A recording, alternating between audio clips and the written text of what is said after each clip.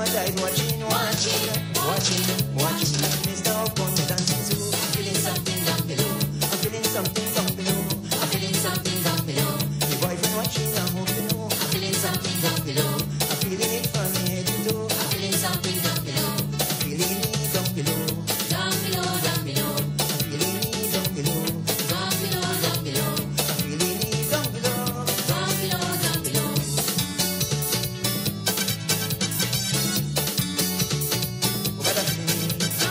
Oh, got a feeling. Down below. Oh, got a feeling.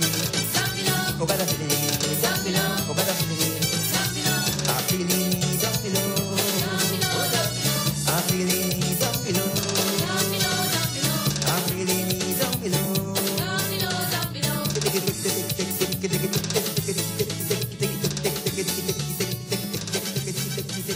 Oh, got a feeling. Down below. Oh, got a feeling.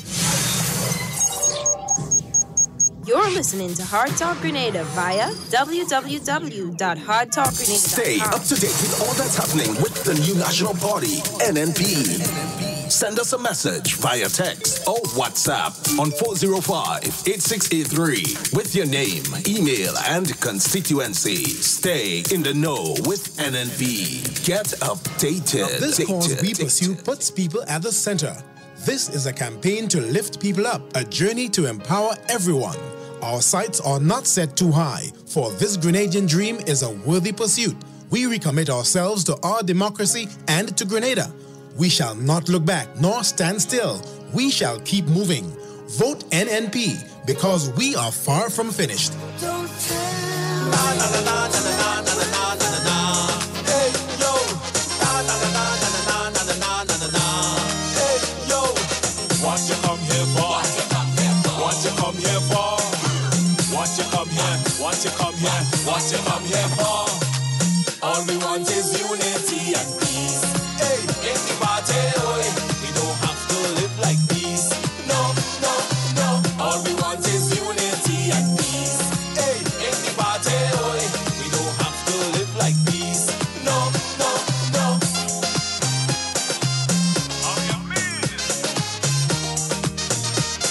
And good morning to you, Grenada, Carriacou, and Petite Martinique. Once again, it is time for Hard Talk. My name is Sheldon Scott. And I'm Devon Romain. And it is Hard Talk. Don't watch the voice. That is what has happened every now and again with it. Away we are going to do. Yeah, man. You ready? Yep. Yes, man. Indeed, folks. It's been a wonderful weekend, and we're here with a brand new week. Holy Week, so we have to behave ourselves accordingly. It is Holy Week. Yesterday was Palm Sunday. Palm Sunday. Yeah. Oh, what a beautiful day yesterday, Palm Sunday, with a lot of significance too. Yeah, it was a holy day. Yeah, it was a holy day, a day full of prayers, worship, and appointments. Yeah. So Palm Sunday, that was yesterday. Yes, folks, indeed, a very important date actually in the Catholic calendar. The Catholic calendar. I believe for the Anglicans as well. Also. And some other denominations. It's a very important day And for the churches. It was highlighted yesterday by the is the Archbishop, the guy from Trinidad, the one who took over from it was highlighted. He was wondering what came in the head of the Prime Minister to do this thing on Palm Sunday. Yeah, everything had a significance. The election date, everything. He said he can't really. He said right now he can't be bothered now because things that the Prime Minister do, he have no idea, but he's just working out.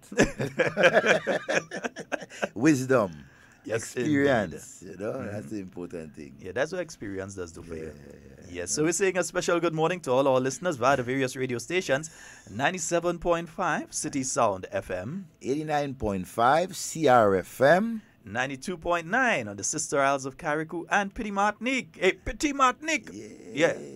And 94.9 We Vibes Radio. Yes, New York. indeed. I think I'm going to be spending some more time in Carriacou and Petite Martinique over the next few months and the next years. few years. Yeah. We Going to be spending a lot more time. Yes. Hudson, what's going on? Bonfield. I have a cousin over in Petite Martinique. I had a tease him and interfere. Hey, Hudson, what going on, man? Yeah, you on the other side. Yeah.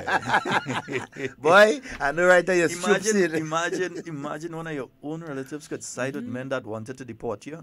That says a lot about the individual themselves. Yeah, we will give him real talk. But that's nothing, man. That's one love, you know. Hey, in Karakou and Karakou, our good friend, Mr. Mills. Yes. Mr. Mills Curtis. Good morning. Yeah, I know they're still, and the entire family. He's still going through it, but he and Rena and them, they're still going through it. Believe me, it's little Rena and big Rena. Yeah. And Curtis, say our prayers are with you. Actually, always. remember her name? Is her name Lisa? Lisa. That's her name, isn't it? Yes, Little Rena. Yeah, Little Rena is Lisa. Right. Okay. Yeah, actually, remember your name this time, Little Rena. Lisa. He's smiling all over our face right now. Now. You know what? We did put a smile on your face this morning, baby. Oh, goodness. And Curtis. Yes, Curtis. Yeah, Curtis, I know we go, man. We there, man. We there with you, bro. Feel free to give us a call, Curtis. Call That's us, no problem. talk Even to off us, air. yeah. When you're ready, give us a call and talk with us, man. Because right? you know you're welcome at any time, my brother. Yeah, we haven't said a special good morning to Auntie Ruth for quite a while. Yes, Auntie Ruth. Auntie Ruth, special good morning to you. Hey, and we leave out one of the radio stations, eh? Did we? Wade? You know I call Wade. You call Wade? Yes. I just remember, Yeah, right. So Auntie Ruth, Auntie Ruth, we hope that you're having a wonderful day today. I saw Brendan, but I briefly spoke to him, but I have not spoken to you. Once I hear your voice itself, it doesn't feel too good. Right? Yeah, and Nenny, Auntie Ruth has been a while. Nenny, good morning to you. Hope you're having a wonderful day. Beautiful silver-haired lady. Yes, we hope that you're having a wonderful one today. Miss Clytie, I hope you're having a wonderful day as well.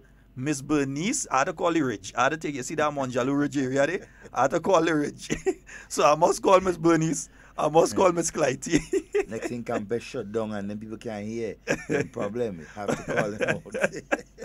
So I hope all of you are having, Roger, wherever you are, man, hope you're having a fabulous morning this morning. And you know what? To all the silver-headed citizens of our nation, yes, the young people of our nation, good morning to you. We know that you're just there relaxing. And when I say young people, I ain't talking about the 18-year-old and that sort of thing. I'm talking about the over 50-something and 60-something and 70-something young people of our nation. Yeah, you have been steering this nation with a good hand, and we appreciate that very much. Pleasant good morning to you, all of you. Indeed. All right. I would like to say a special good morning to all of you on the live. We hope you're having a fabulous morning this morning. I'm seeing Brenda, Michelle, Junior, Joel, Carol, Royalty, Deanne, Gillian, Gavin, Andra. I'm seeing loads of them, on the live. Kathleen, Kim, Les Ann, Terry Ann, good morning to you, and Carla and Laurel and Neil. I'm seeing all of you on the live this morning, and we just like to say a very special, glorious Grenadian good morning to each and every one of you. We hope you're having a fabulous, fabulous, fabulous morning this morning. Teresa, I just spotted you. Morning, and Kalisha and so on. All of you on the live this morning. Also, hey, Mammy George. Yeah, I feel I had to pass by Mammy George this week. I ain't pass home by Mammy George and Troubleshoot and Pinky and them for a while. Yeah, I had to pass home. You see, everything done now, so I have a little more time. I could pass by everybody that ain't got a lot of trouble from me for a long while and give them real trouble. Like Cammy. I know the last time I reach on the terminal and go and sit down by Cammy and interfere with her. I seen Cammy every day. Yeah, you lucky. Yeah, I ain't that lucky. So I had to park up the car home and take a bus or something to reach on the terminal to get the time to go and sit down by Cammy. Because Cammy, girl, we have a lot of talk, girl. We ain't me and Cammy ain't make it for a while, you know. So if she give them flash fire, but I really can't forget. She glee. She tell me, remember she tell us, them fellas bring a pail for her. They say, girl, that is to do the thing after we beat you. When she get up in the morning, she bring a bucket for them. Eggies, good morning. Oh my God. Cammy morning. Never a dull moment. Yeah, I had to make sure and make some time and go down and sit down by Cammy. Take a drink with her. I just passed by Cammy. I passed by Helen Marie. I did get a chance to pass by Helen Marie recently. My good friend Helen Marie. Hope you're having a wonderful morning this morning as well. And folks, Helen has opened registration for her band. Oh, yeah. So you could go in there, even if you want to set up a payment plan. pay a little piece, pay a little piece, pay a little piece, instead of having to rush and try and find everything in August. You could do that. So go and check Helen Marie downstairs, the NIS Mall. She has her band. Everything is organized now. You could go and check Helen. In fact, I wouldn't be surprised if Helen didn't start making costume already. Especially if you have to do any wire bending or anything like that. Which also reminds me, Carnival will be launched this weekend. I'm trying to remember the exact location, but I know it's going to be launched on Saturday. So the launch of Spice Mass 2018 is going to be taking place this Saturday. In fact, what we'll attempt to do this week, you see, that's how we does operate, you know. I just have to say that, and he's saying it one time, you know. Cock, I know you're hearing us, eh? So don't play you're not hearing us. Yeah. Give us a call, please, sir. We'll greatly appreciate that. Yeah. So a little details as to what people can expect. The Queen Show contestants, I believe, will be making an appearance, with the exception of one who I believe that particular parish has not yet selected who they are going to send forth. But all the others have selected already, with the exception of one. All the others have selected. I wouldn't say who the one who haven't selected is, right? But they have selected, so you're going to be seeing most of the Queen Show contestants on Saturday as well. I also believe there will be performances by the reigning Soca Monarch, reigning Calypso Monarch, etc., etc. Yeah. So there are going to be some performances, and so some guys, I realize I see my phone lighting up and thing day before. Them fellas start to send me music already, you know. Hey, what? They start to send music already. We have a call online. Let's go to the line. Good morning and welcome. Good morning. Yeah, morning, Sheldon. Morning, sir. Devon. Good morning, my friend. I just is it this weekend or next weekend? Is it launch? Oh no, I think it's the 7th, you know. It's the 7th. It's next weekend. Yes, you're correct. Yeah, so thanks it's for the the next call. weekend. That is fine. All right, my boy. Yeah, all right. Okay. You know, I don't know why I thinking that we started April already, you know. Cock. You see what's happening when you're sleeping a little too much. And needed sleep, eh? Vale. Not just Morning. sleep. Yeah. Cook. Now I'm rested and ready, man.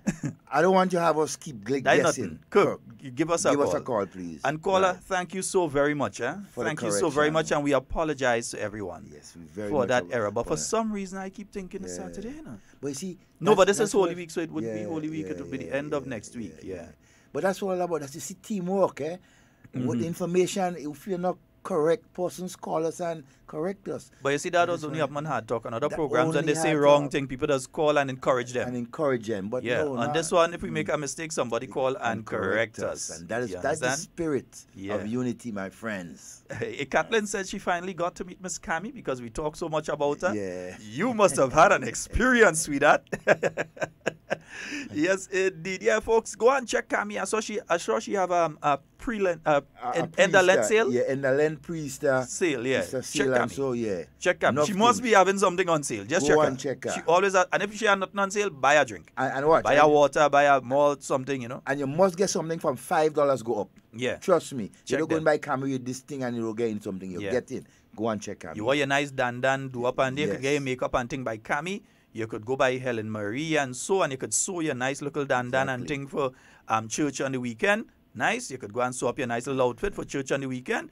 Or you could go by Dali up there in Grenville. You could go by, Dali bad like that. You could go and check Dali and get your nice little thing sew up for the Easter weekend. But check them earlier, because when people start to come and things start to tie up and all kind of thing, next thing you can't get things done. Very nice, yeah. And we know it has some weddings weekend, all kind of thing taking place weekend. So set up all yourself early. If I talking about wedding, what me you have not mine.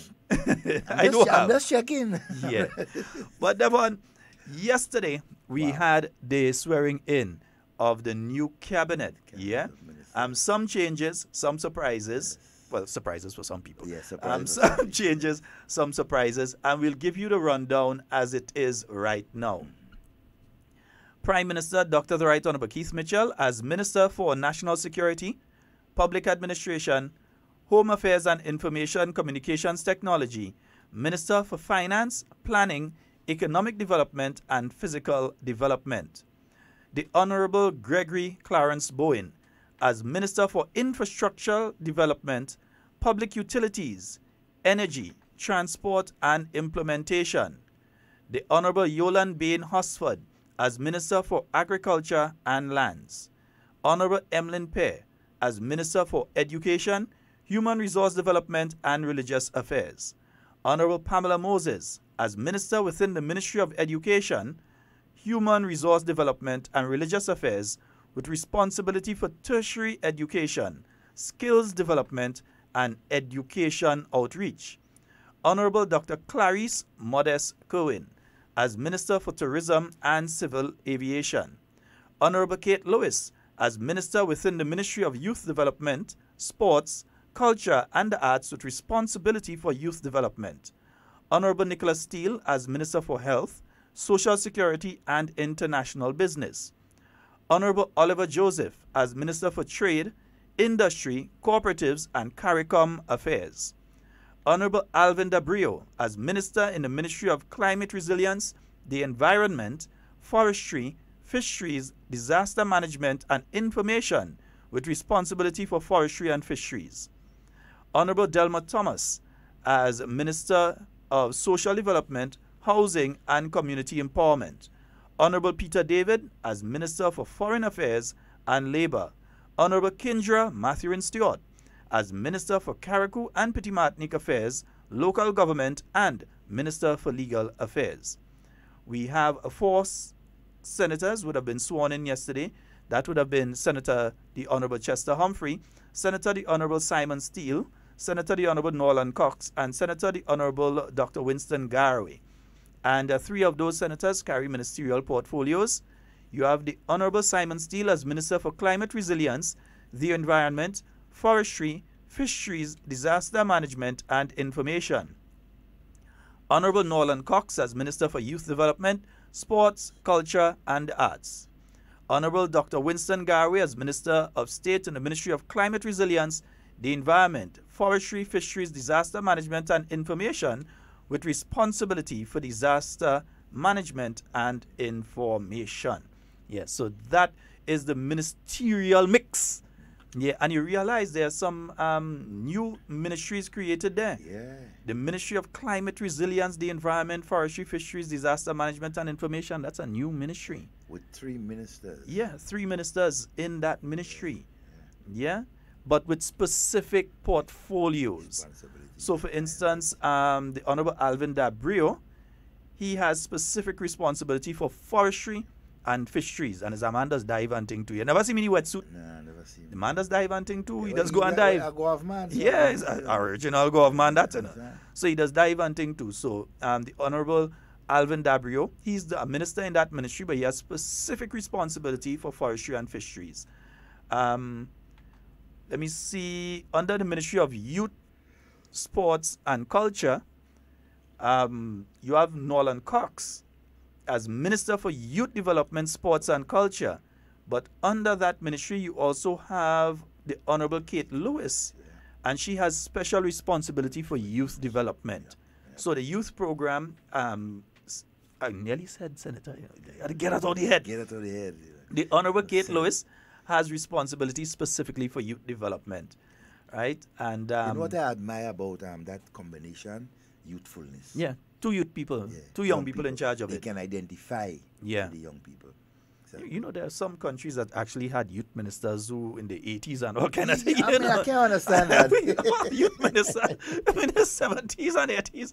I understand that. Could I never get that one. In the Yeah, 50s. yeah, I could I never get that one. You understand? But I'm also seeing here a special one. The Honorable Pamela Moses within the Ministry of Education, but with special responsibility inside there for tertiary education, skills development, and education outreach. So in other words, places like TAMCC, getting persons up to that scholarship level and scholarships and so on, that's the Honorable Pamela Moses. But she also has a special responsibility for skills development, and I'll get a little bit on ideas on that as well, and education outreach. So that system where, for instance, you're using some of the schools in the evening time to have that educational, adult education program. And not just adult education, because there are some young people that dropped out early, and you want to catch them now before it gets to a stage where it's late down the line and then they're in their 40s and 50s. If you can catch them now, you catch them now and raise their educational level, because there are young people right now who may have, let's say, 2 children, young lady, 2 children, 21, 22 years old, But if you capture that young person now, there's nothing stopping them from going to university and getting a master's or a doctorate. There's absolutely nothing that is stopping them from getting a master's and a doctorate afterwards. So we need to capture them. Skills development. I'm glad with the special focus on skills development. It falls in line with what we've been speaking about before. That Grenada has to start focusing on training and retraining. It can no longer be business as usual that a child goes through secondary school and then come out and look for work. Or then they look to gain a skill. Even though they may have done skills in the school system, that they come out and then they're going to look for a skill afterwards. That there has to be a developmental program, identification program of the skills that are needed on our island and regionally as well, and what is being offered through the educational system here in Grenada. It cannot be business as usual. We cannot have situations where there are job openings here in Grenada and somebody had to come up from Trinidad or Barbados or Jamaica to fill it. We can't continue. No, we're too small a country to have that happening. And we have too much of brilliant people in our country. Yeah. We're too small a country to have that kind of thing happening. So that's why the Honorable Pamela Moses now is going to be having specific responsibility for tertiary education, skills development, and education outreach. And you could see how those three tie together. Yep. And that's a very, very, very important portfolio. I have all faith in the Honorable Emlyn Pear. Oh, yeah. In fact, I have all faith in every one of those ministers in the portfolios that they have received. But you know me and Emlyn already, so. Yeah, that's, but generally, too, she, her whole approach. She gonna light that place on fire. Yeah, the whole, ministerial management, and so she has put herself in a position where she manages thoroughly. You understand? And she involves people too who can help and who can make it better. Yeah. Not just do it on her own. She has that. At the same token, though, we need to continue to ask the public servants to work in the interests of Grenada. And I say this because there's one particular ministry in 2008 after the NDC won, and I was in the ministerial complex. It didn't happen in the ministry I was attached to, so it's not the Ministry of Youth and Sport. There was one person that came out and said, and this is a troubling statement, it's always been a troubling statement for me when I remember it. They made the statement, "Mug party in power, now I could work." And that to me is a troubling statement. Whether it came from a NNP when NNP is in power, it came from a NDC when NDC in power, to me, that is a troubling statement. You're in the wrong line of work. Yeah? Because I think that we should always be working towards the building of Grenada, no matter which government is in office. Other than that, leave the public service. Go, find something else to do. If you're only interested in working when your government is in power, then you're in the wrong line of work. You probably need to work directly politically with the political establishment and political organization. Yep, it may suit you best. But once it is a situation, morning, Juma. Good morning, family. And how you doing, my dear? Oh, Kenisha, I see you. Good morning, my dear. And Bevon and so on. Good morning to all of you. Yeah. But if that is the mindset of anyone within the civil service, my advice to you is find a next line of work. Yeah. Seriously, I have to say it. Because you can come in with the best of intentions as a government. Be the NDC, be the NNP, be the GULP, be the NJM. You can come in with the best of intentions as a government. If civil servants do not carry out their roles to ensure that the best plans you have go forward, because you as the minister are not the ones that going on the ground and implement the programs, It's the civil servants to implement it. And if they do not implement that program, they can basically torpedo anything that you come with. You could come with the best of plans, the best of ideas. If the civil servants don't fall in line and ensure that whatever they're doing is for national development, brother man, you're in trouble. You're in trouble. Serious, all right? Serious trouble. So I'll make that call to all of the civil servants, no matter where you are, no matter what role you carry out. Do your role to the best of your ability. do your role to the best of your ability, because you're not doing it for a minister. You're not doing it for a political party. You're doing it for Grenada. Country. When the country improves, you benefit. When the program is beneficial to the Grenadian people and you make sure that it comes through properly, you benefit. Not just a political party, you benefit. You, the individual.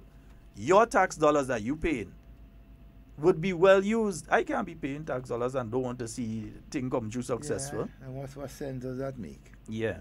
I think we have a caller online. Let's go to the phone line, Devon. Good morning and welcome. Oh, good morning to you, sir. Good morning. How do you do? Quite fine, sir. Oh, good morning to your co-host. Good morning, sir. Congratulations. All right, thank you. Thank you Right. very much. Now, I want to strengthen this point which you just made. The civil service, the civil servant. And I note that the Prime Minister is holding that portfolio. That is where our greatest problem is in governance. I used to be a civil servant too, senior, but I performed my duty. Civil servants, the civil service breaks a government and makes a government. You could actually do a survey to determine when a government is going to change based on behavior of the civil servant. That need to change. And I hope in this dispensation that the red pen do not fail to operate. If one is not performing, then you find a place for them. Development should have people who are performing. And I am saying no government should tolerate any civil servant behaving as a politician. Leave the politics for the civil servant. Do your duties. And this 5 years, I think, is the most critical 5 years in the history of Grenada. It's a 5 year that no joke should be made. It has to be management that I called for over the years, and management alone. You do the job, you stay. You don't do the job, you go. Have a great day. All right. Okay, Thank my you very friend. much. And seeing Najuma, she says the mindset of the masses needs to change.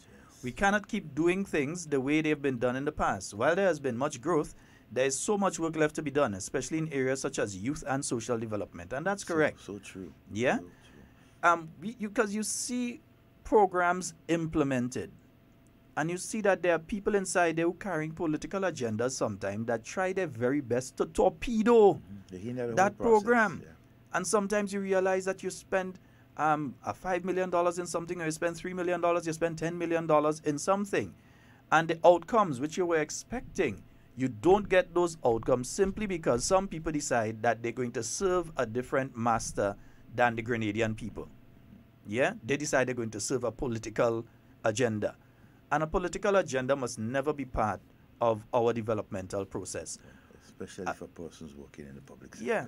And as Najuma says, we cannot continue doing things the same way they have been done. There are some people within the service who, if you give them a chance, they still operate like the days of Uncle Gary, you know. Oh yes, or even before that. you Yeah, know, that they have to Blaze and them. yeah, that they have to send a letter somewhere, that they would put a letter in a vehicle and send it from St. George's all the way up to St. Patrick or to St. Mark or so on, instead of going online and send it via email. Exactly. There are still people within the service that just believe that the person must get a paper letter in their hands.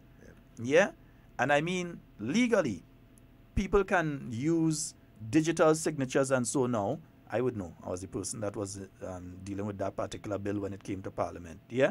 So it is acceptable, right, to send digitally signed documents and so on now. So it can be sent online. But they're just the people that have that mindset.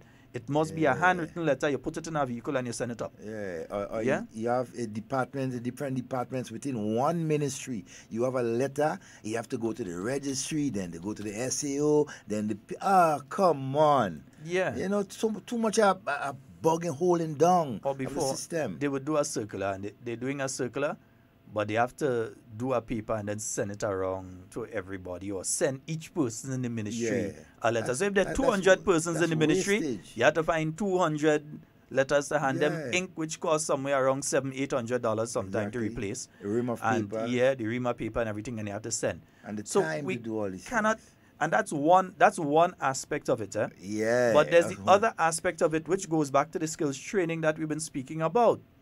Now, things are being computerized. We're speaking about agriculture, speaking about improvements in agriculture and that sort of thing. Yes, there has to be some legislation in relation to things like land use. And so I heard someone speaking about that this morning, and that's true. There has to be land use policy put in place. But also, how do you infuse technology into agriculture? Yeah, how many youth out there know how to do grafting? Yeah. How to graft one type of mango onto the next type of mango? How to graft two trees together? How to graft flowers and so on as well? Exactly. Yeah, how many youth out there know how to do that? I mean, as a little boy, I used to have to do it. Hibiscus hunting, you had to learn how to do grafting hunting as a child when I was growing up. You learn that growing up, all in 4-H, all in... Yeah, you learn to do those things. Scouts. But how many know how to do it now? And how many know how to apply technology to that particular area right now? Whether it's eradication of pests and disease, yeah, rather than going the old way where you said the little bamboo trap and them used to put on thing. How you infuse technology into areas like that? Exactly. How do you infuse technology into areas like creating hybrids? How do you infuse technology in relation to preservation of goods and so on? From point of picking to point of purchase to point of sale.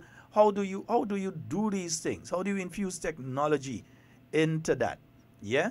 These are things that have to be looked at when we're talking of skill development and the skills that we need. Grenada, and the last caller was very, very correct when they said that this is a very important term. This is a very important term because remember, Grenada has discovered within its waters, well, not discovered, we just finally know for sure that it did. Because ever since I was a little boy in Trinidad, I remember my mom and dad always saying, Trinidad sucking out all the oil up in Grenada. So it has been confirmed that we have viable deposits of oil and gas here outside of Grenada, which means that it is a new aspect to our economy, which is going to be coming on stream. The guys who are going to be doing the pipe fitting and electrical and so on those oil platforms out there. Do we want people coming from Texas and from Trinidad and from further afield? Some of them might even come as far as from Europe and the Middle East. To come and work on our oil platform here in Grenadian waters while we have young men sit down on the block? No, we want our own local people to be the ones that have the jobs there. And we want them get to the level that they are also the managers. Not that you have somebody from the Middle East managing and some Grenadians working at about the 3rd or 4th level down there. No, you want it from the top level down that you have Grenadians working there. We want to own, we want to take control of our destiny. Whether it's the helicopter pilot that's going to be flying out to the platform, whether it's the boat operator that's going to be the tugboat operator or the ferry operator that's going to be going to and from there, whether it's the medical team that's going to be based there, yeah?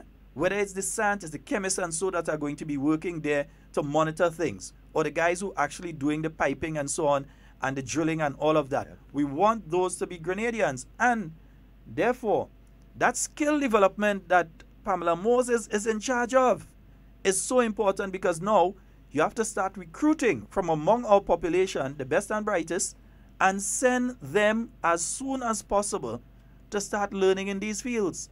Yep. So it's very important. Extremely important. This 5 year and you see the emphasis on the whole, the cabinet appointment speak for itself. Yeah.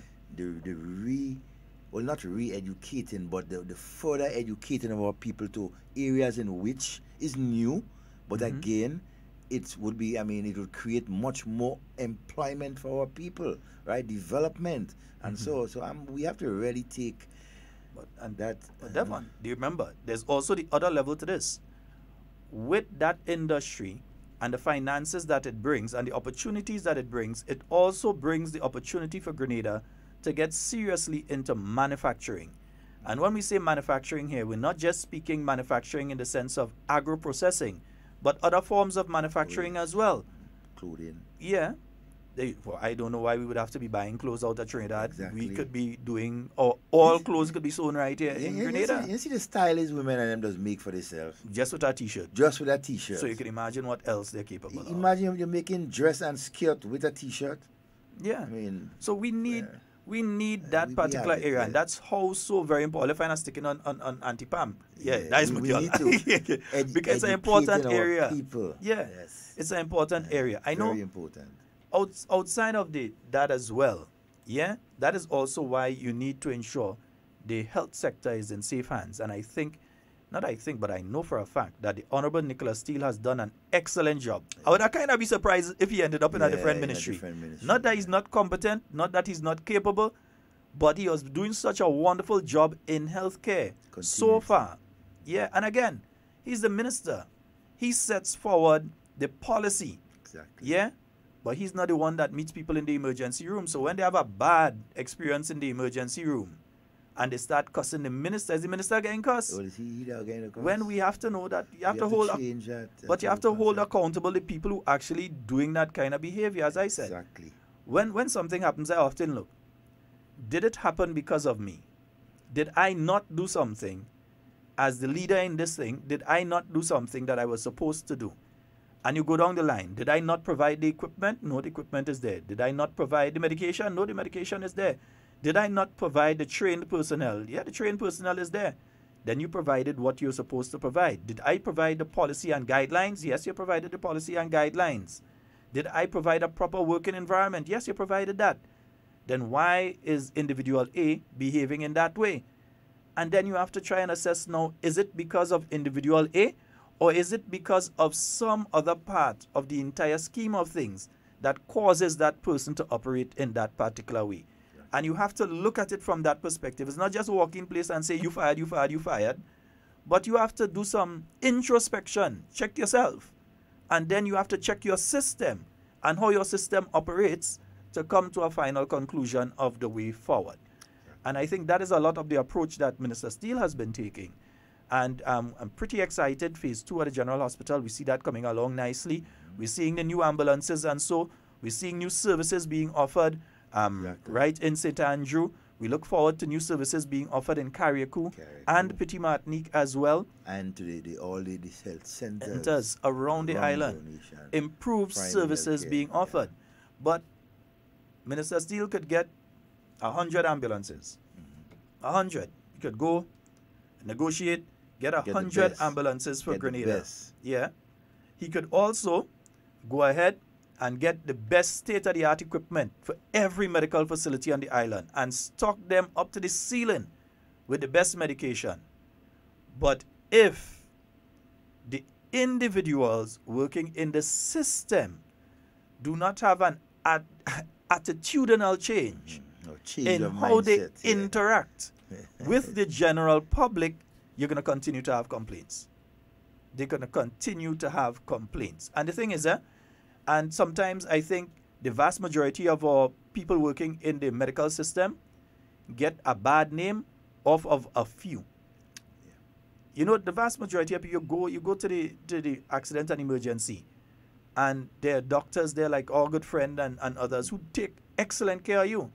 But you don't hear people call the radio and say, well, I went to accident emergency and I received some wonderful health care. Exactly. They don't call and say that. But if somebody has a negative, they would call every radio station. And they stay in for 15 minutes talking about what they went through. But they would not speak of the positives. And I think the negative stories have been getting out there so much that it has as well began to change the attitude of those who behave well. Exactly. Because people look at them expecting a certain sort of behavior. So they go to accident and emergency expecting to wait a long period of time, expecting to meet a nurse snobbish, expecting to meet a doctor that couldn't be bothered. And it sort of lends sometimes to the type of behavior that you see, because what you put out is what you get back. So when you go with the negativity, sometimes you get back somebody because these people are human beings too. Way, And I want, as you on that, I want our citizens, Grenadians, be mindful of the service that is being put out by the General Hospital and the staff, the doctors and nurses. Because as Sheldon is saying, when the good things are happening, right, inside there, you don't hear about it. Right? Also, too, when bad things are happening to members of staff in the hospital, you're not hearing about it. For example, we as citizens go in there to get the service, but we disrespect. We even get violent right? Pelt chairs, pelt this against doctors and nurses. We need to change our mindset towards these professionals. Because, and that's the thing, that's what we're saying, sometimes because of the behavior of the few, the 0.01% that would behave negatively, the 0.01 nurse who might have an attitude on a particular day, that the people who hear of that or who have interacted with that expect every nurse to act the same. So they come sharpen already. Exactly. Yeah, and we need to look at that. We need to look at that. And somebody's telling me that they're having a problem with the signal. Yes. I'm not sure if it's where you are. Yeah, because we are having some rain right now. I know that according to what means you're listening to, because Digicel is having a problem, they sent out a notice to all Digicel users. They are having a problem with data connectivity. So in other words, those of you that I've been having it for the last few hours, since last night, where your messages are not coming through, and I use Digicel home service as well and it's having a problem. Yeah, so those of you that are having that problem, let's go to the phone line and see what someone has to say. Good morning and welcome. Hey, good morning. Good morning, my sir. friend. Morning, Sheldon. Morning, Devon. Morning. Sheldon, when I listened to the ministerial portfolio yesterday, and I want to say I'm well satisfied. Satisfied with the ministerial portfolio of all the ministers. Alright? Because I have to say, listen to the, what you have said just now about the ministry, Ms. Pamela in. I want to say this is very important. You know, sometimes in life we train people academically, where you not find all children academically wise, but they are very skillful in doing other things. I want to say that it is a well sorted out ministry, that because people that listen in medical school without no subject, but they are very skillful in different things. I know when they leave school and they went for a job, first thing they ask them for experience. So training them in school is very important. So when they leave school, they are properly trained to take up work at different entities on the qualification that they train in. I think that is important. I want to say again, that ministerial portfolio that can just started out he is a man of vision. He look carefully and to see that the young people, they need to train academically and skillfully. I want to say thanks to all the ministers that receive the portfolio. I know they will do good and the cares of the country. I want to see Greener go forward. As you were saying something, I was saying this morning to one of the workers. It is very unfair when you have some people producing and some not producing, and then when money, everybody gets the same amount of money. I say, you know what could happen? As I was just saying, Brother Sheldon, that could make those who producing fall back, right? Fall back. So I believe that people that are working there need to put Grenada first, put the country first. Don't put politics, don't put party first. Because let us be patriot. A patriot is not someone that put an independent day put on a jersey. But patriot is somebody that will work, whosoever party in government, they work effectively for the betterment of our country. Not you don't working for the party, but working for the country. I want to see Brother Sheldon Devon, you all continue to do what you all doing and letting the Grenada people know what is happening. I want to thank the Prime Minister for doing the great job in putting the right people in the right ministerial portfolio. Brother Sheldon Devon, you all have one for the God bless you. All right. Thank you very much. You know, Sheldon, a very interesting thing when it comes to that whole question of the accountability and ensuring that we do things right. The Prime Minister made particular reference, right, to some of the persons that, for example, parliamentarians or even ministers take as their personal assistants. And so very, very interesting. You see, he's trying to send a message that, look, we have to put people with competence in these positions and not just friends. Indeed. And he could not have said it better. Good morning and welcome. Yes, good morning, brother Devon. Good morning. How are you doing? Not too bad. Are you good? Yeah, we did. I'm glad. I'm happy to know that everybody is good. I'm good. Yes. Yeah, I just called to find out. I haven't heard nothing about like our representative from the Northeast, like Tobias Clement. No problem. He is a backbencher, but we'll give you some more information on that in a short while, because I know it has been an issue that a lot of people are discussing. Yeah. So we will speak about that in a short while. Right. He doesn't run from nothing here. Right. And you know, every time I'm asking you, I want to talk to you, and I just can't get you. I see you by call me, I'll call you, and you call me. Anyway. Call me right after. I hear. I ain't going Call anywhere in a hurry. after. I'm not Tell me leaving. that the last time, you know. I'm here. That's why I didn't want to give me vote, you know. I'm here. You can't take it back, though. I'm telling you. All can't right, take then, it back. Good. Well, I love you. Give me a call right after. Yes, I'll do that. All right. Yes. I love what she yeah. said. Oh boy. But what I have to say is this as well. The point you were just raising, Devon. It's not just the personal assistants, you know. It's the housing officers. Yes. It's the seed officers. Yes. It's the people who answer the phone at the parliamentary representative office.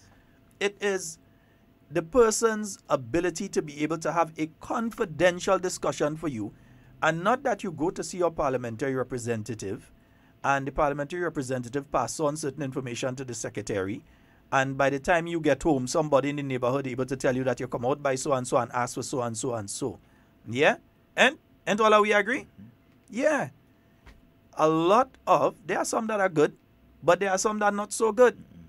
And there needs to be a certain level of confidentiality, because I should not have to come and speak to my parliamentary representative in relation to my housing needs or something.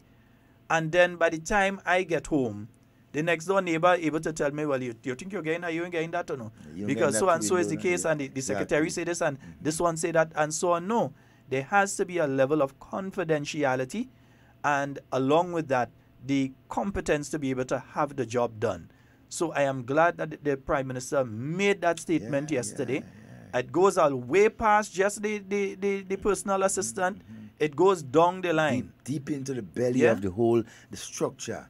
You know, because the cleaner who clean in the office, if they find a scrap of paper in the bin, and the scrap of paper have some information about a person, they have no right reading it. They have no right taking that information and go and bring it outside. Yeah? So it goes straight from the parliamentary representative themselves, their personal assistant, and the entire network behind them who are out there working in the different constituencies. Yeah? One, you must have competence to be able to carry out the job. Two, you must also have confidentiality. That's one of the biggest problems I think that some MPs would have faced before. The confidentiality of the staff around them in relation to people's personal information. And if you have to put it into law, that if these people bring it out, then they face fines and imprisonment, then so be it. But people's personal information should remain their personal information. Exactly. Yeah, that's as far as I see it. You know, if you have to put it into law, put it into law. But you ought to keep people's information private and confidential. All right?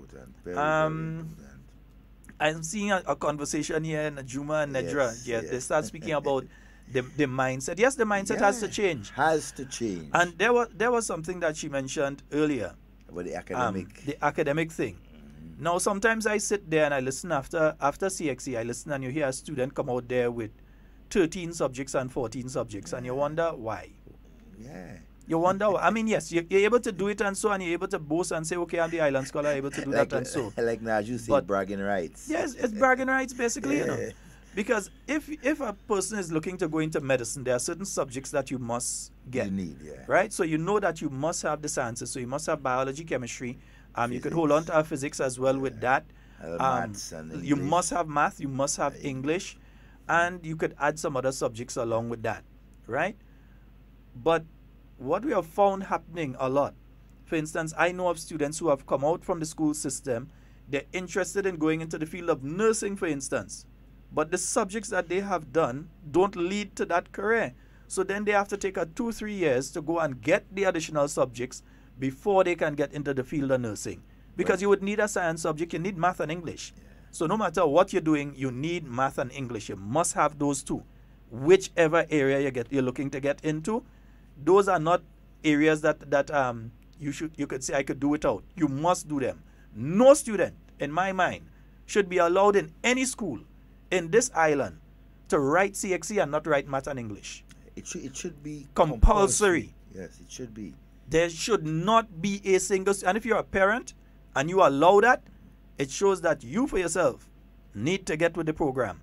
And no student should be allowed to go and write CXC and not write math and English. And at the same time, too, that's where ministers like Honorable Pamela Moses and Honorable Emily Pierre come into play, because we need, again, that mindset. It should be compulsory. Yes. It should be compulsory. You're a student, you must write math and English when you're doing CXC. No choice, no if, what, or but about it. You must. I can't see you going and write another subject and not writing math and English.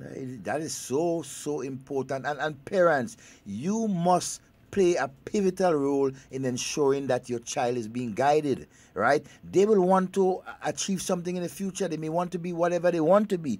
You should be helping them out and explain to them some of the requirements that they need, right, to get there. So they won't have to, well, not waste time, but to go over something that they should have done 4 or 5 years ago.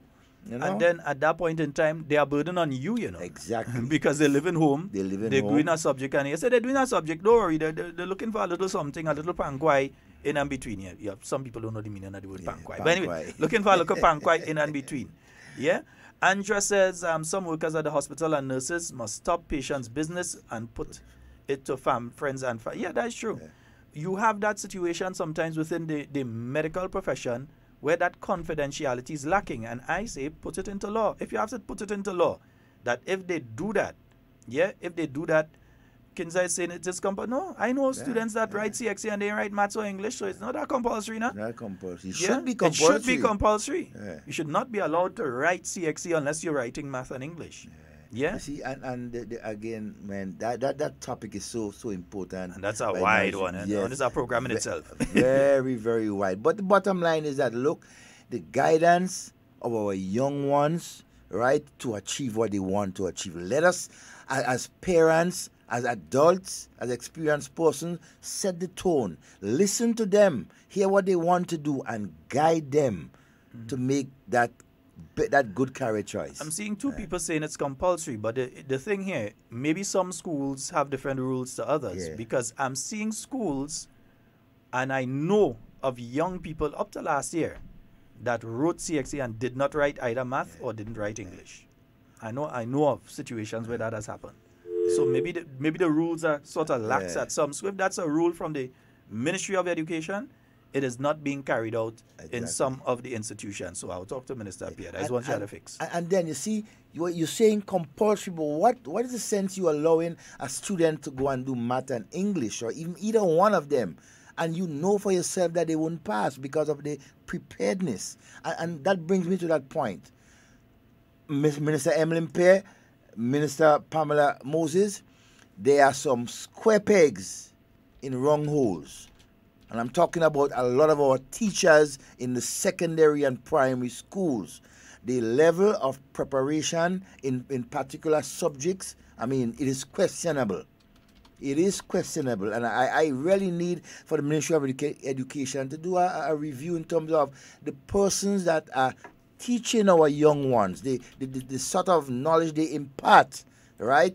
And so persons may have a subject, maths or English, but they can't teach it. They can't pass it on. And we need, again, that's where we used to have the teachers training college. But there's still a teacher training college and so. And you do have, they do an excellent job.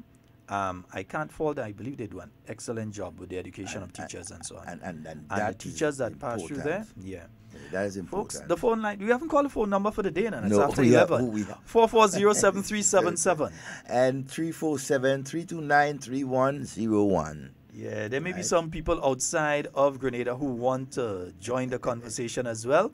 We're making sure that we let you know, you understand? Yeah.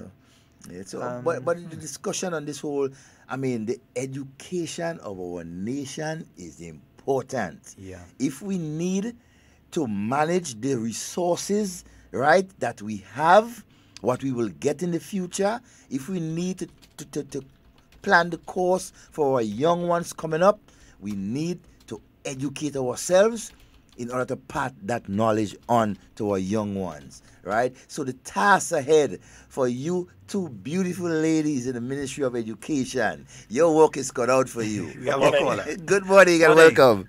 Good morning, Mr. Sheldon. Morning, sir. How are you doing? Hey, I'm quite fine, and you? And Mr. Romain, how is it? How are you all doing? How was the weekend? Oh, good, good. Everything was good? Well, tiring, but hey, you know what? Yeah, man. We I come can't back sit in today down. just for the election, man. Yeah, we can't sit down. We can't sit down. And I love it, man. I love it. I love it. I love it. Yes, indeed. Yeah, man. It was very good. It was very good. It was very excellent. Excellent. Yeah. Yep.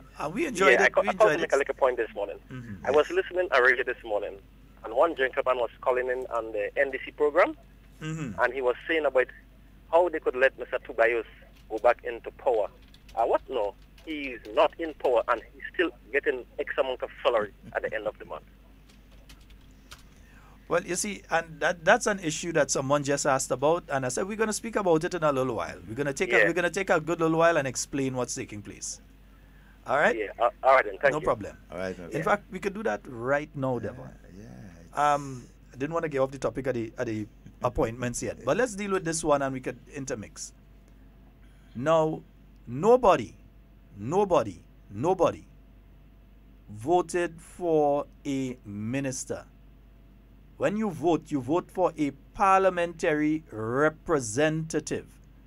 So when the folks in the town of St. George voted for the Honorable Peter David, they did not vote for Minister Peter David. To be minister. They voted for the Honorable Peter David.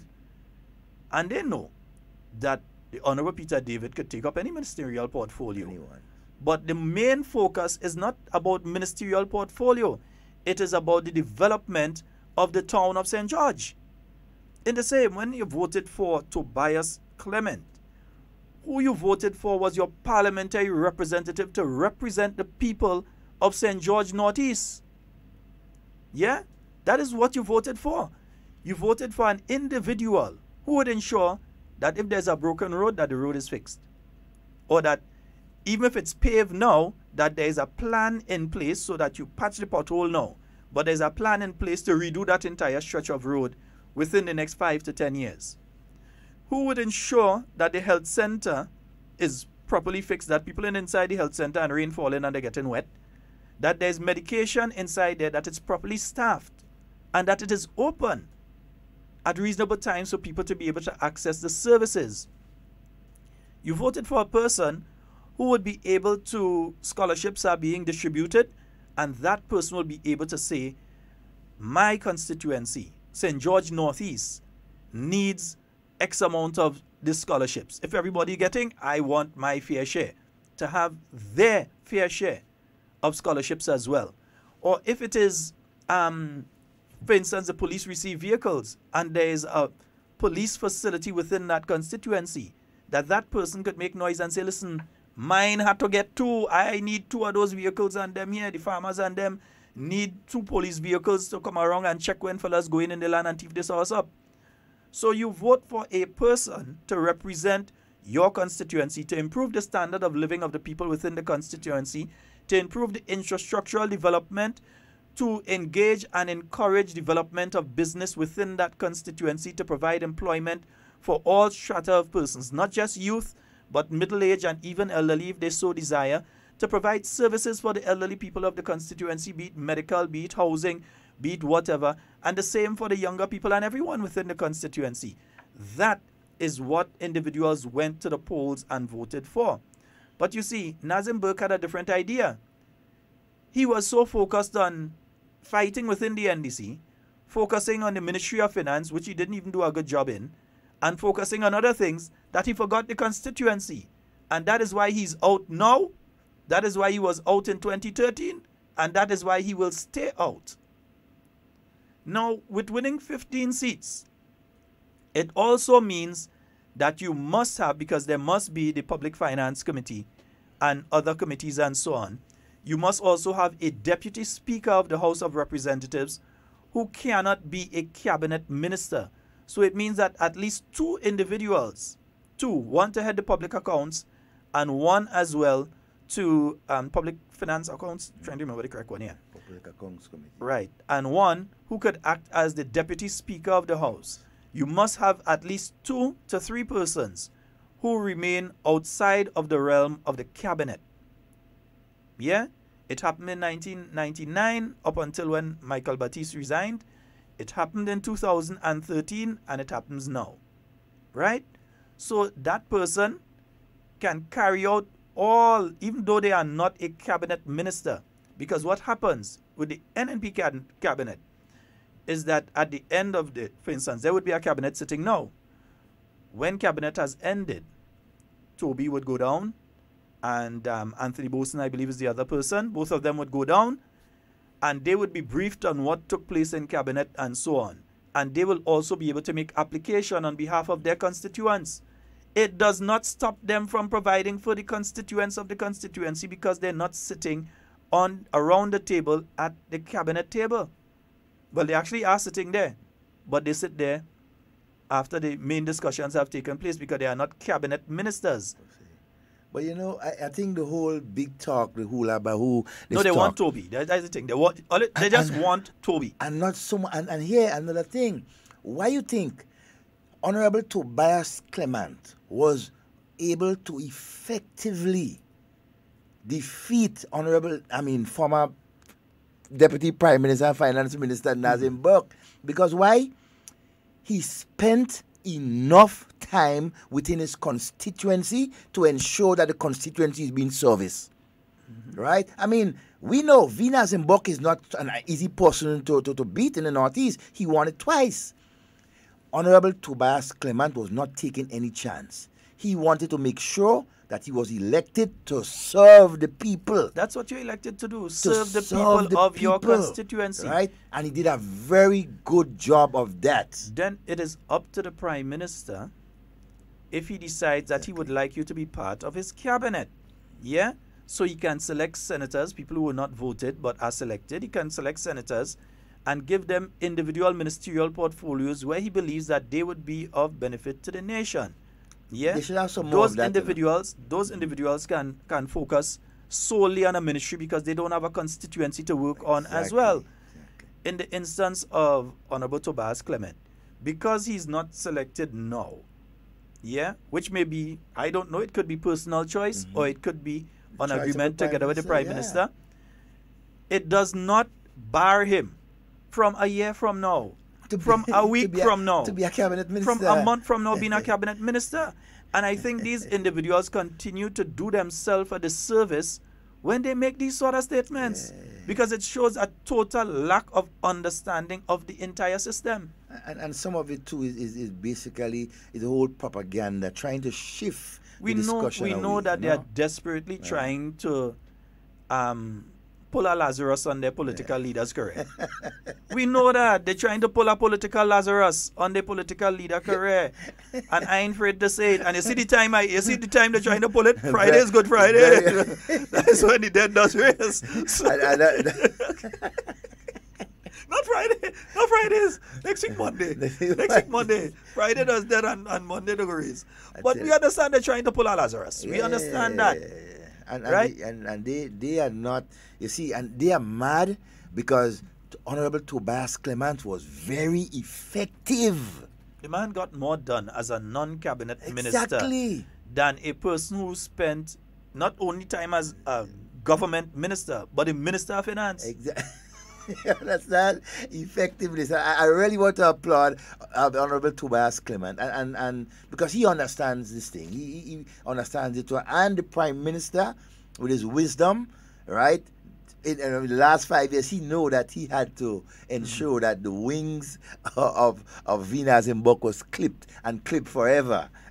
Understand? It's only when I see my hand. Look at that, tell me cream my hand, man. Oh gosh, my hand white. They didn't see. You said they didn't see. I know watch my hand there. I see my hand white. Look at that, tell me cream my hand. I cream in my bargain. I tell me cream my hand. But anyway, no. But it's amazing that Tobias was able to achieve so much in the constituency. And a man who was a Minister of Finance, that alone should tell you. Now, you have to ask yourself too, if you are the constituent, what do you want? Do you want to say, okay, I have him as a government minister and in cabinet, Or do you want to make sure that the road in front by you fixed, the drain in front by you fixed? Of course, you want to make sure that yes. the school is properly fixed and so the roof fixed everything. The children have a safe learning environment, a safe learning environment. Secure environment, yeah. yes. Do you want to make sure that if your grandmother has to go to the health center, that when she gets there, that there's a nurse there, that there's a doctor there that comes to check the blood pressure and the blood sugar and so every now and again, or if they have a wound, to be able to clean that wound and have the equipment and have the medication and so on supplies to do the job. Exactly. Because for me, I prefer to have a parliamentary representative that seeks after the needs of the constituents of the constituency. If called to national service, and the time will come for national service, that person will provide national service. Yeah? I try to understand what's the argument. I'm still trying to gauge what's the argument because nobody voted for Toby to be minister of anything. The vexation, Toby was able to beat him twice. Not only that, but the NDC campaign, and they should learn from the mistakes, but I really don't like giving advice. Learn from Toby now. No, Devon, you know what they did? The day before the election, they went up to areas like Willis and so with a DJ truck and keep playing the tape where Toby was talking about his work at the SGU and so, as opposed to the being a government minister and that kind of thing. They take a DJ truck and they went different parts of the constituency and they play it like a road march and all you still lose. That was a nail in the coffin. All you still lose. Because you see, according to Kinza, Toby's a boss. Yeah, you see, because they highlighted something, right, that they should not. You see, they bring the awareness to the people that, look, okay, we had a parliamentary representative who spent 5 years right in our yards, in our bosom, working for us. Yeah. So understand? It does not mean, because I'm hearing that there's a talk, some guys pushing around that Toby now is not a member of the NNP. That's nonsense. And he could become the opposition Between leader. 2013 and 2018, Toby was a backbencher and he was still a member of the New National Party, still come around for the New National Party, and he still win again. Yes. Yeah? So it's not like he's out of the New National Party or out or some kind of, I mean, come on. They are pulling straws. They're looking for desperation. They're looking for an agenda. They need to start their campaign that early, so they're looking for something to start. Yeah. They always keep on recycling old things, you know. I'm seeing a message here from Desire, and she's saying, thank you. They do an excellent job at the teacher education department amidst the challenges with scarce resources and infrastructure. So that is something definitely. Minister Pierre, check out the teacher education department because there are some brilliant people coming out from there. Yep. Because it does go on to have the masters and all kind of thing. You know, some of them go on to have their doctorate out of the teacher education department. They get the foundation there. They get their certification there. And they go on to having masters and so on. So we have a caller. Good Hello? morning. Good morning. Hi, and good welcome. Hi. Hi, The morning. phone was ringing so long. Oh gosh, don't worry. Hi. We answer you. Hi, Senator Sheldon, Oyani and Devon, morning. Good morning. Good morning. Morning. It's nice to be home. I'm home. Hey, Papa, you.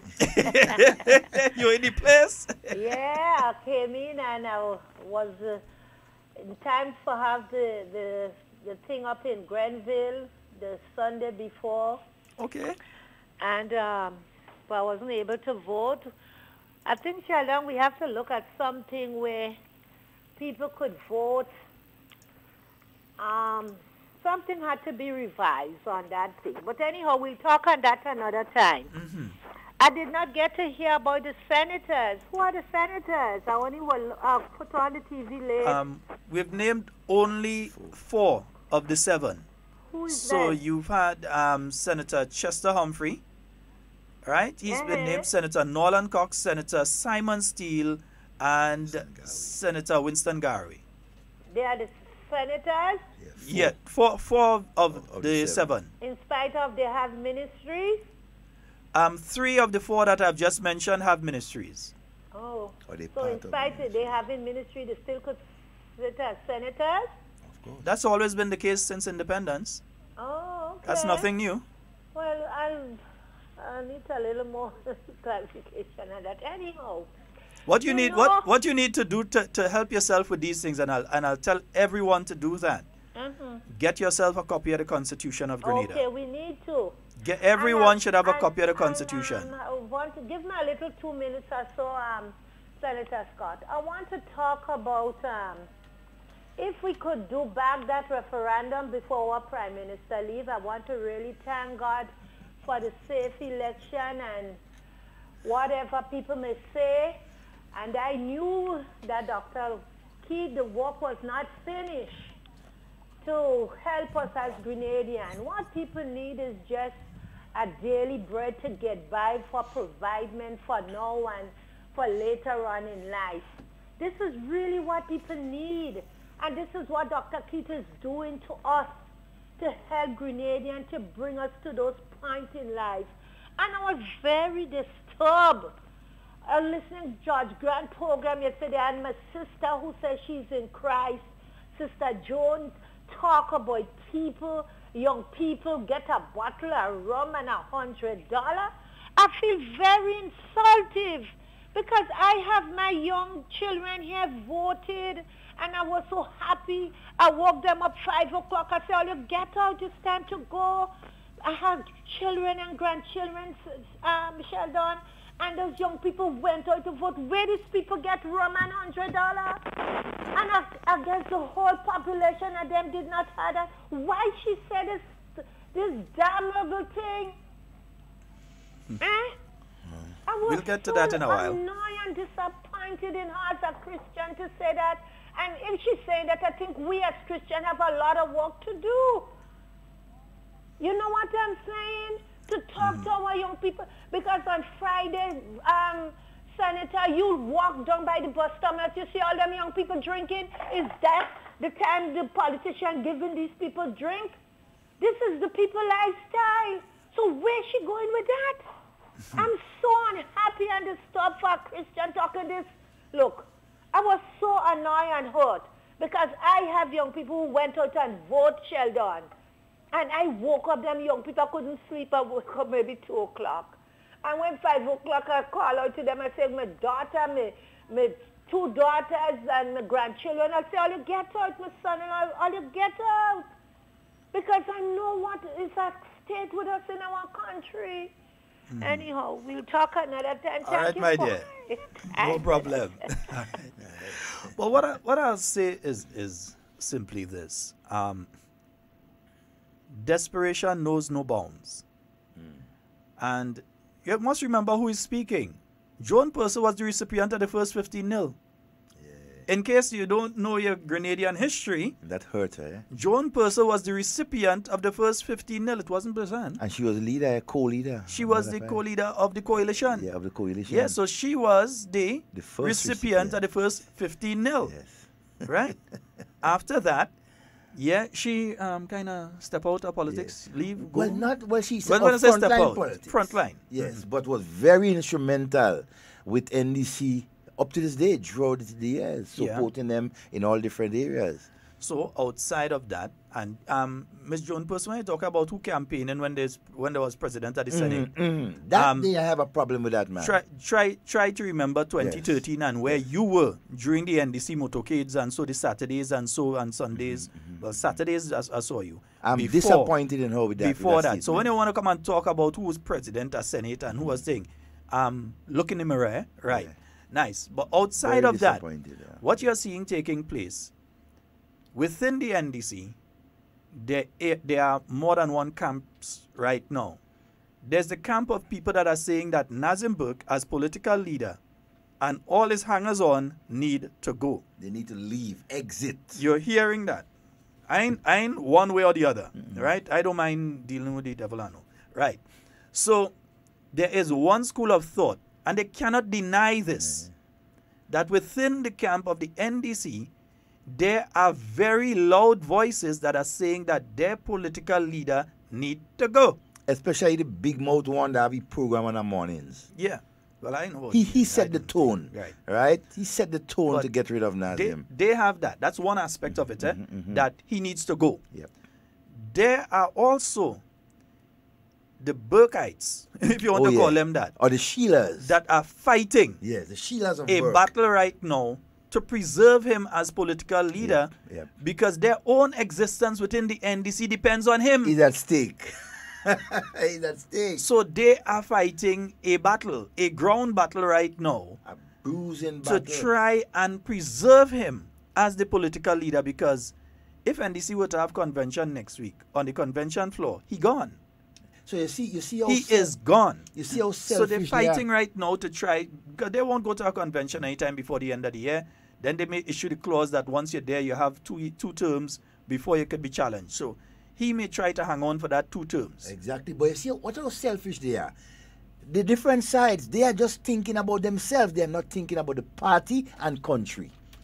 You understand? They are thinking about what position they could hold or whatever, but they are not thinking of the country and the organization that has been affected. That is how selfish these leaders of NDC are. But not only that. Remember, the election went through.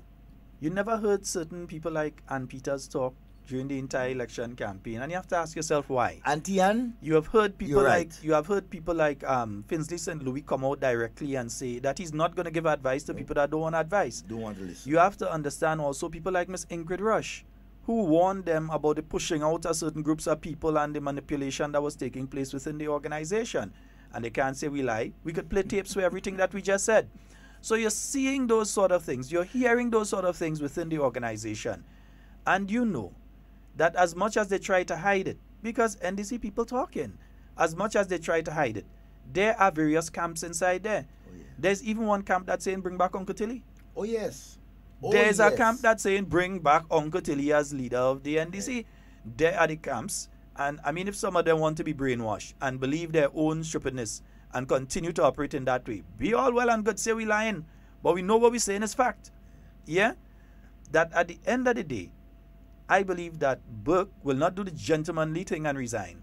He will not even do the gentlemanly thing and offer his resignation. He loves power. But he has the hangers on like the Randalls and so on that need Burke to be able to be relevant to the entire political discussion. Yeah, without him, they're not even relevant to the political discussion generally, but within the NDC, for relevance within the NDC, they need Burke.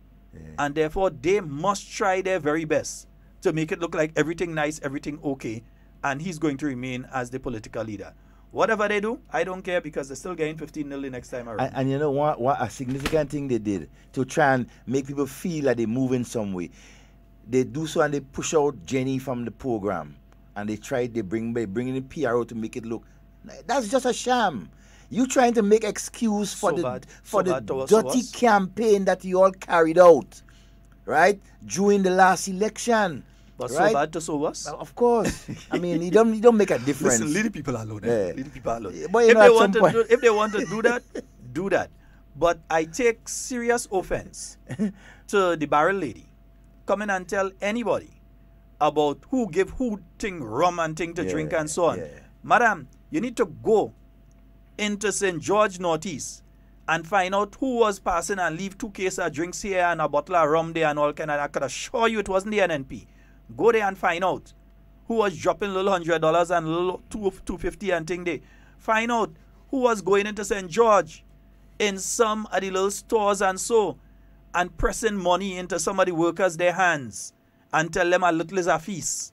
Find out, because it wasn't the NNP that was doing that. You think I didn't know what was going on? We just didn't say anything about it. But we knew exactly what was going on. Because they was going and give NNP people money, and the NNP people was calling and say, Sheldon, so and so no pass, and they drop a little money in my hand and they say, a little is a feast. Yeah. So you think we didn't know? We knew. So don't come and try and play holier than thou and no saint something. Don't come and play no Saint Joan right now, Joan of Arc right now. Don't come and play no saint.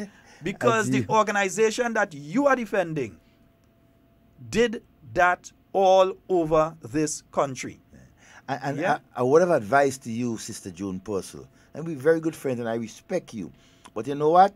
The same persons that you are trying to defend, right, and shield were the same persons that wanted to kick your behind outside, right, before 2008 and even after.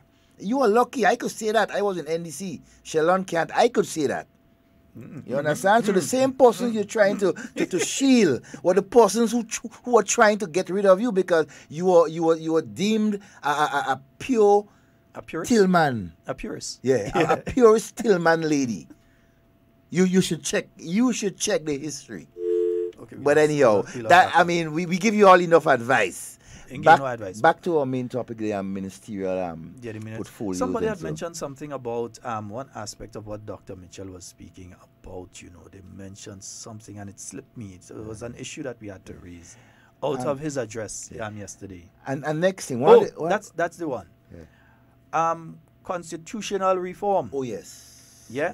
Oh gosh, somebody stick us here. Let me take the call and then we'll come to that one. Good morning and welcome. Hello, what's up? Okay, Hey, good man. my friend. Good my Yeah, friend. can I get a bit low, but yeah, on the topic where y'all on there right now, because I was trying to get through you Friday, but you had a guest in and stuff, because Friday I was listening to that program, this morning program, and some of the callers and even the host of the program, they was going down and Miss in Pierre and talking all sorts of things about her and stuff. So many things they said about her, I didn't want to say, but Hello? yeah, I have 1 minute, so let me make it fast. I know Miss Pierre is not a person that will go and give young people marijuana and money to buy marijuana and stuff.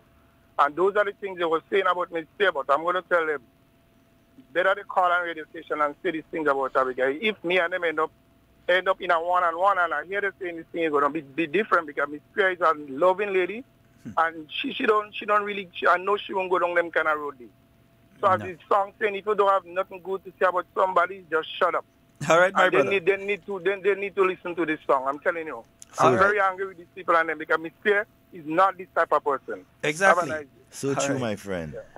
Yeah. And listen, that's the thing with NDC. They so think that people stupid. Emlyn Pierre has worked around this island. I worked with Minister Pierre when she was Senator Pierre, when she was Minister Pierre. I've worked with Emlyn Pierre. And I could tell you, one of the first things she does when she go on the block, if the guy is smoking or so, she kindly requests from them, please don't do it while she's there. So, and the guys, strange enough, the biggest bargain on them in different area and thing, and Emlyn Pierre goes there and she say, listen, if I could please not do that. And so, and these guys will put away anything they was drinking, they put away the stuff, and she has a conversation with them. That's the type of individual, and that's the kind of respect that she garners. And they ain't walking away. The island. They ain't walking away from her. They ain't putting going and it take away. the thing and go and say, I'm going down so and smoke. Sitting down and talk with put her. it away. Ask guys any part of the country that she has interacted I know that with. for a fact. That's the type of person. And if you have to lie on somebody, you have to come better than that and come with something else. Not Emlyn Pierre. Not that person. Come and say, okay, say Sheldon Scott doing that. Yeah. People might believe you. Say Romain doing that. Yeah, somebody might believe you. I ain't doing it, but somebody might believe you. Say Django doing that. Yeah. We have a call online. Good morning and welcome. Hello. Good morning, Sheldon. Good morning, Devon. How you guys doing? Good morning, my friend. We good. All right. Calling from Georgia again. Yes, well, Devon, the price of the one who owns it. I didn't hear that. The price of the one who earns it, The man. price of the one who earns it. Let this be a golden rule. Yes, sir. And you see, because we went to Wesley Hall, we were the best of all. Oh, my God. Man, you said it all. All right. But I want to say congratulations to all the ministers and the different portfolios and the class that was shown by two of the ministers. I think it was Boson and from the guy from Northeast. Tobias. These guys are prepared to work in the constituency, and no person in that constituency should see it as a letdown. They should see it as a positive thing. These guys want to work with their people, right? They don't need to have a portfolio in the cabinet, but they can take the time out now to work with their people in the constituency. And that is class. That is class. Mm-hmm. Yes, indeed it is. Definitely. All right. Yeah, and we need more people to have that kind of positive approach. Because if you look at that team, it's a bomb team that the Prime Minister has there, and, if anybody wants to say, well, listen, you know what, I don't want to be involved in the cabinet, but I want to go out there and I want to work with my people. That's a contribution. Because when they were on the platform, they talked about contribution. So that in itself is a contribution. You see? So it's not, the constituents don't have to look at it, well, he ain't get no position, my man ain't get no position, my lady ain't get no. They get a position. The position that they got is to serve you in the constituency. That is what they talked about. And that is in itself, very admirable by these two gentlemen. Anyway, gentlemen, have a good one. You too, my friend. All right, take care. All the best, though. All right, good man. Georgia on my mind. Yeah, Georgia. Devon Romain falling already. Yes. Sheldon, you know, two things that would happen there. That is why they're making all this thing about Nazim. They know, right, that Tobias is settling there. Nazim Buck either run again and will get a bigger shellacking, or way to say it, or he moved to another constituency. But as long as Tobias is there doing what he's doing, V. Nazim Buck will never win the Northeast constituency because he is servicing.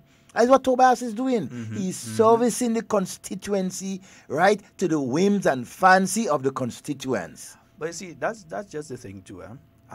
What Joan Purcell wants, what Nazim Burke wants, what the NDC wants. He never agreed They that want no, but yeah, the other thing, they want us to spend our time discussing that. Now, as I said before, I don't care. If he remains political leader of the NDC, I like that. Because I know exactly how to deal with him. And Toby knows how to deal with him. Oh, yes, Toby knows Toby deal with him twice already. It'll be much easier. If they want to leave him as political leader of the NDC, it's all good for us. Why should any of us care? The work becomes easier. Let them leave him.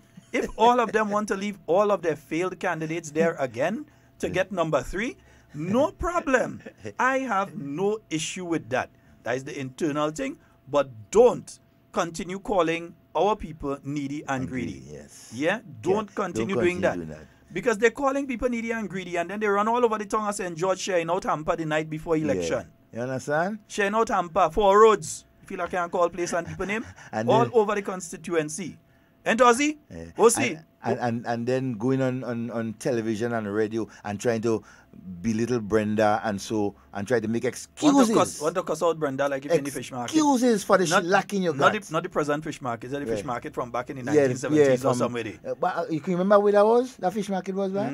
Oh yes, you know it's a building that's there now. That's if she know because she says she's a tongue. Well, yeah, she says she's a tongue girl. Yeah, but that's if them know. but you know what? That's enough for them. Sheldon, Honorable Yolande Bain Horsford, right? Not forgetting the Constitution, but go ahead. Yes. You know what? No, before I go, let's deal with No. Let's deal with Yolande and because Constitution could be a longer discussion. Honorable Yolande Bain Horsford, retained as the Minister of Agriculture and Lands, right? A decision I think the Prime Minister think long and hard, and I think he made the right decision. Yeah. With the at this point in time, what he did, though, he removed forestry and fisheries. Yes. And he gave forestry and fisheries now to Alvin Dabrio. Exactly. And we know the importance of fisheries too, especially St. John, right? And Petit Martinique as well. Yep. Carriacou to a lesser extent, St. Andrew St. as Mark's. well. Yeah, the importance of fisheries. A multi-million-dollar industry that we can develop even further, looking as well as into manufacturing here. Because as I said, we're an island, we're surrounded by water, yet still we spend millions of dollars every year to bring in fish products from other countries here. Right now, Grenadians are going to spend a couple $1 million between today and Sunday purchasing mackerel and these kind of thing. What's wrong with using tuna? I understand tradition, and we have the tradition where you have your mackerel and then not something I threw up on it because it smells, I can't stand it. Yeah, but I understand the traditional aspect of it. But sometimes we have to look past tradition and look through what is necessary. We like to hold on to people. We ain't making the mackerel here. If we was making it here, was a different thing. If we was making that type of fish, that type of preserved fish here, what's the difference? But we are going to spend, between now and Saturday, we are going to spend millions of dollars, Grenadians, millions of dollars, not hundreds of thousands, millions of dollars, buying mackerel and saltfish and so on, that comes from South America and some from as far as New Zealand and all different places.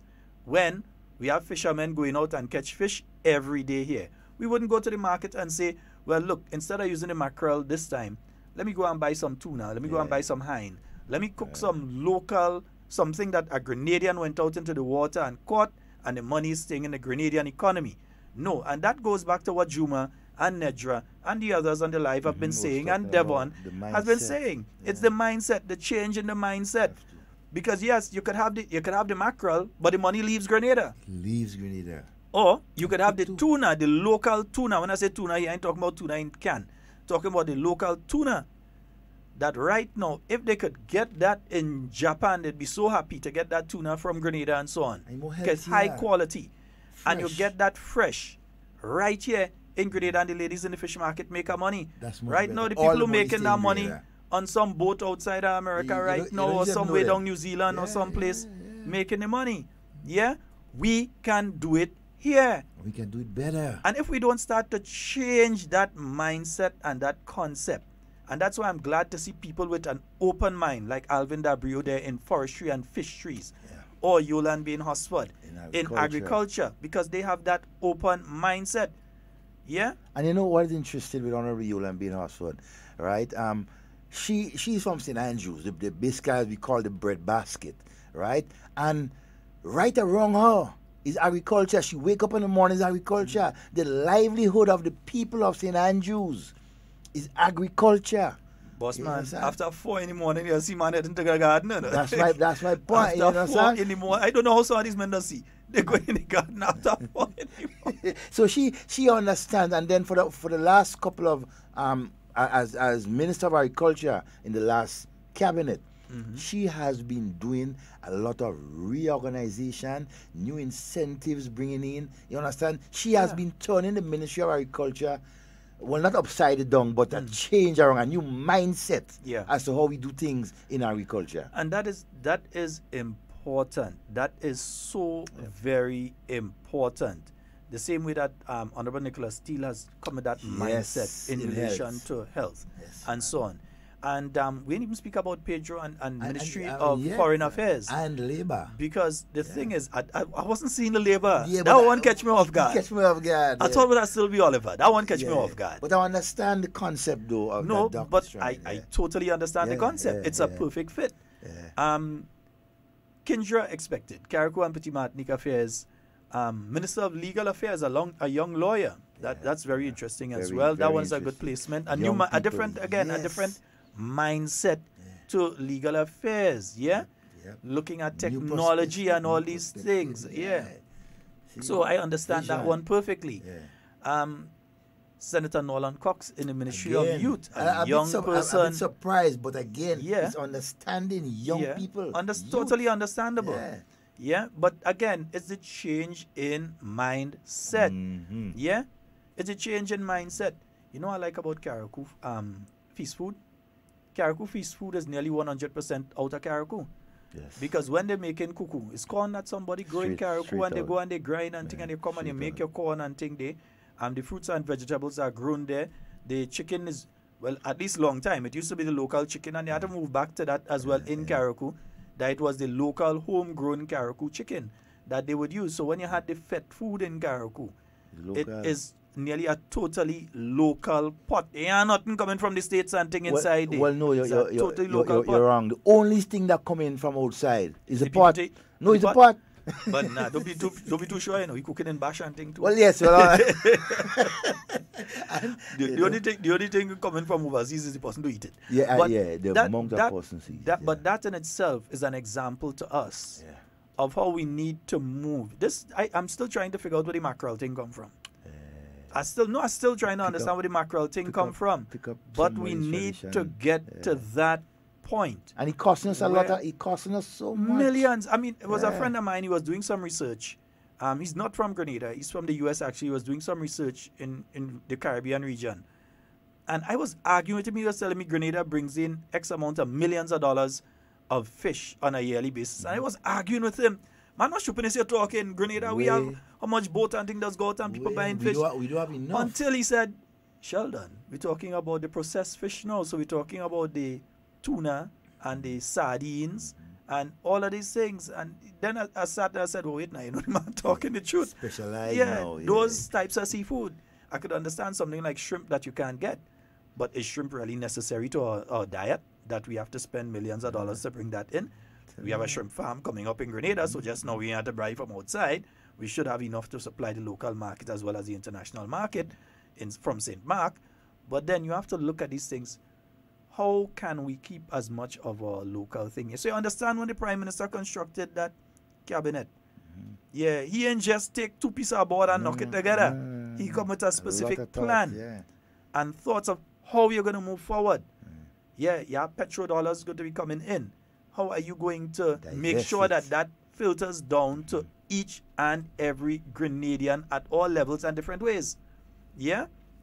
So you understand how he set about doing that particular ministry. Ministry of Social Development, no surprise there. No surprise. Del's a caring no person. surprise. And she did a wonderful job already. That would have been the only one of the only appointment I would have disagreed or have been mad with our Prime Minister if he did decide to choose someone else. Yeah. Socially, because he himself said it.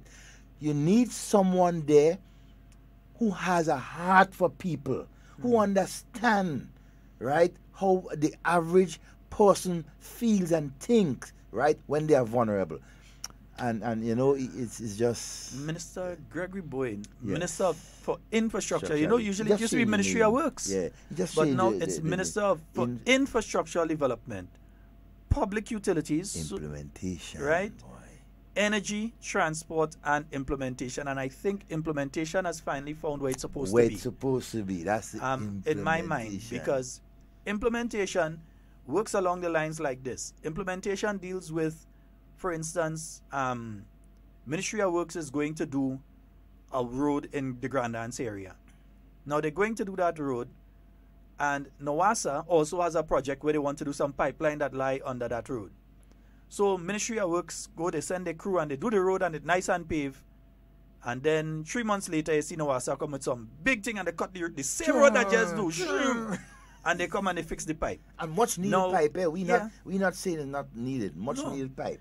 But it happens because you did not have that coordination, and that's where the Ministry of Implementation comes in. Yeah. For things like that, to coordinate things like that and make sure that these projects happen properly, so that you in contact with NOASA and you know what their strategic plan and what their year plan is. Yeah. And you work that along with other ministries and other utilities and so on.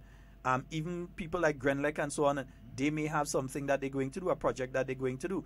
So you keep in contact with all of them so that there's coordination between what you do, but also ensuring that projects that have been okayed, whether it be under the Ministry of Agriculture or the Ministry of Fisheries or Tourism or wherever, that those projects, the bottlenecks that keep those projects from happening in a timely manner, which costs you the taxpayer money, that those bottlenecks are removed.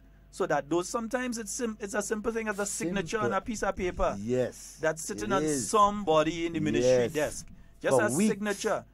And that paper, like he does disappear sometime, he fall under a pile, he fall behind the desk, some kind of thing.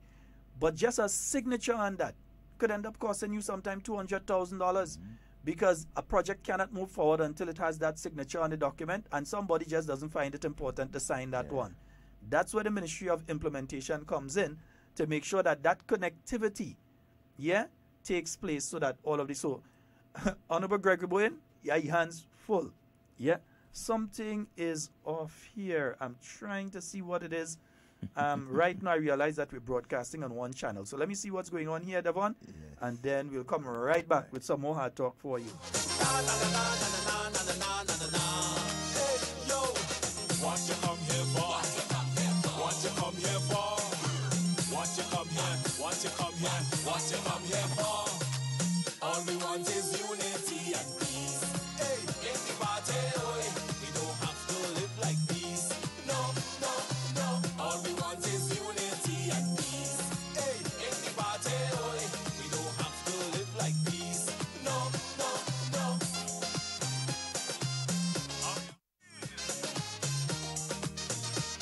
That's right. This is our party in here. We having our time, don't stop. We everybody breaking away. Strictly unity inside here. Tell them we don't want no trouble. This party is decent people. If you ever thinking evil, inside there is really not for you. All we want is unity and peace. Hey, in the party, we don't have to live like peace. No, no, no. All we want is unity and peace. Hey, in the party, we don't have to live like peace. No, no, no.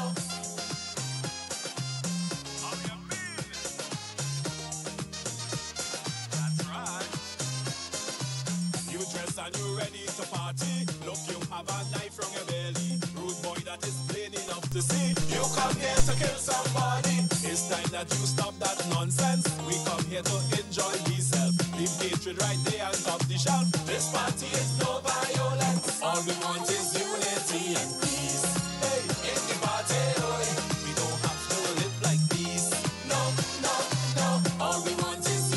Yeah, you see, sometimes you're doing a program, you have to have about 6 eyes, and we got to be watching in the corner, the stream and the recording. You have to be looking at what's going on because you have to be responding to Juma and them who getting all this sort of trouble on the talk data today.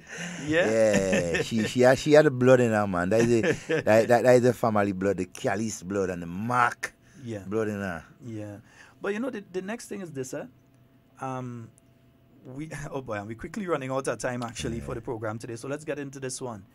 Prime Minister in his remarks yesterday spoke of returning to the issue of the CCJ. It's something that we as Grenadians have paid for. So we have money in this thing. We're still paying. And we're not utilizing. Only last week or when I saw one of our local lawyers, they had to go to the Privy Council. So they had to actually fly up and go to the Privy Council and this sort of thing. When we can have a court that is here, that is more reasonable, that is more accessible, and that has people of similar mindsets to us. More in tune with how we think. You know? Because there are certain issues that people get on with the last thing there. And I can assure them that the issue that a lot of them vote no because of, I ain't going into details, or you can read between the lines, but the issue that a lot of you vote no for, that if that issue goes before the Privy Council in London, with our present constitution, you know?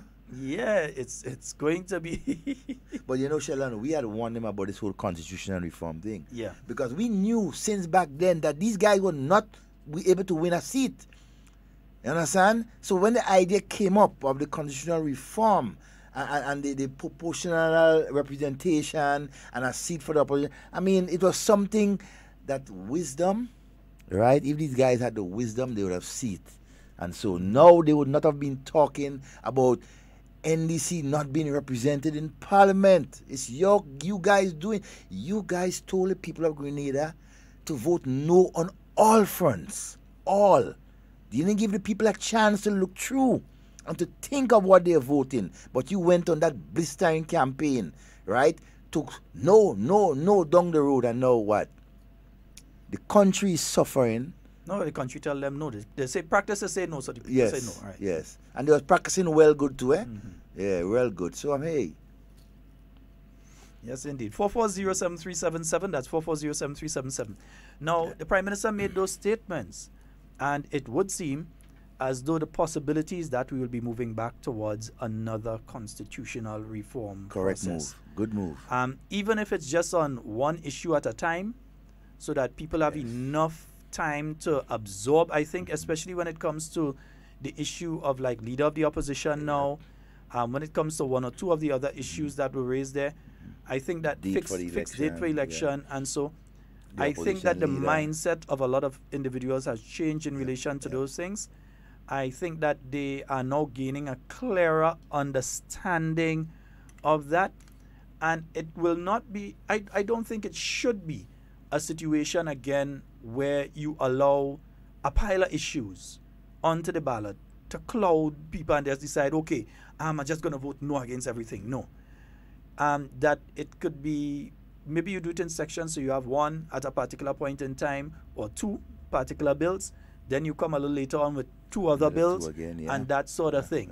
Yeah, you must do though, once you're doing the CCJ, you must pass that particular bill that speaks to the reordering and renumbering of the Constitution, because once you remove part and you're adding a next part, it changes, it affects the numbering, and it affects the you have to reword as well different parts of the Constitution due to that, because wherever you would have the Privy Council, it would have to be replaced by the Caribbean Court of Justice, and you can't just do that like that. You also have to pass a bill to be able to do that.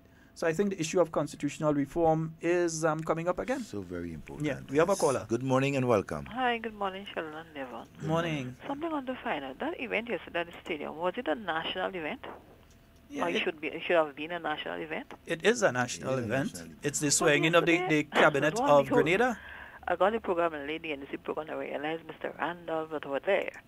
And he invited people to come on to Carmahan Park. And this morning, my boss was telling me that they had something in Carmahan Park, the NDC. And they always talk about, unity and they don't want to create division. But to me, I find that event there yesterday in Common Back, if it was, that's creating disunity. So I don't understand these people on them. They have no respect for themselves. What kind of thing is that? Yeah. They have no respect. And you see, I don't know, something wrong with these people. That's why they have to remain with a zero seat or whatever. That's then strike. they will stay. That's strike one for them, eh? Exactly. Very early in the term, that's strike one for them, and that will haunt them, you know. And then last Independence, the Command Park is there with all things. Last Independence Day celebration and people to go to the stadium, and now they're going back to Command Park. You find that they're in a wall or something? They're confusing. Exactly. They need to get real. Bye-bye. Okay, my dear. Well, they're real like thing, you know. I don't think they're confusing. They are so helter-skelter and have, like, they're running like a headless chicken around the place. They have no idea of what to do. Where does the man know about headless chicken? Good morning. I eat enough. Good morning. Good morning, gentlemen. Yes, my friend. Sir. Yes, and a pleasure. Well, first, let me be brief. The lighter side of this thing now, Mr. Scott. Yes, sir. When can I come to collect the check that you and Devon have for me? we have a check for you? Well, I'm telling you, I'm about to lose my wife because all this they say I get in the campaign that you and Devon give to me, she don't see none. So I'm just letting you all know. If I do have it, let me know. Now, I'm here, brothers. I was quite impressed with the layout of the cabinet. I'm also quite happy to see that my minister retained a portfolio. Now, I realize that this cabinet is a reflection of the people's concern during the last campaign. It shows that the Prime Minister is really paying attention and have his ear on the ground. But listen, what I sense in the PM delivery yesterday is that this 5 years is a no-nonsense 5 years. It means that it's either you get on board or you get thrown overboard. Now, let me steal a statement that was made yesterday. It said here, the resentment of the defeated will not dampen the strength and unity of the victor. No. Now, I want to say here, do you know now, the efficiency of the civil service, what it means is that, Mr. Scott, managers must manage and supervisors must supervise. No more square pegs in round holes. People must do their job and do it properly.